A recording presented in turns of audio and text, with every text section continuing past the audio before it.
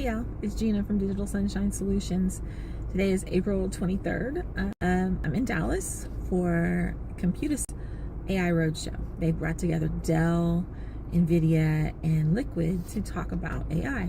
We'll have lots of video from that soon for y'all. What I wanted to talk about today is what AI is working, because yesterday I said there's really not a lot there yet. Some of it is working.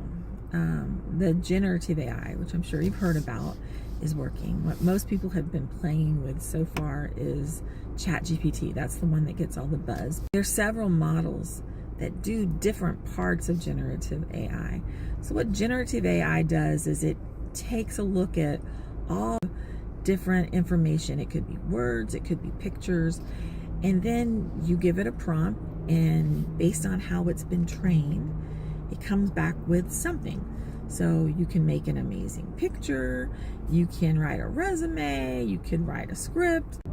So what does that all mean? Is that all real? And yeah, it really is real. That's stuff we can start using and playing with now. A lot of this involves making sure from a company's viewpoint that you have the right data, that you're using the right data. You could be a sysadmin, you could be a SharePoint admin that knows there's 700 different SharePoints, and you know where the data is bad and the data is good.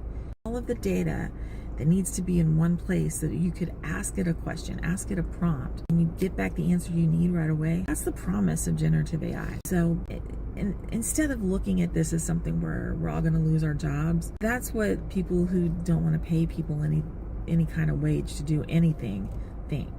And some of this work is really tedious. It requires someone to have it in their brain or be able to make those connections. It requires the brain power. AI is not there yet, but to help your company ground any type of generative AI in your own data, they're going to need the people who are the keepers of that information now. So you're the ones that should be at the forefront of this AI revolution in your company, and I hope you find a way to do that. Let me know if that's you in the comments. I'd love to hear from you.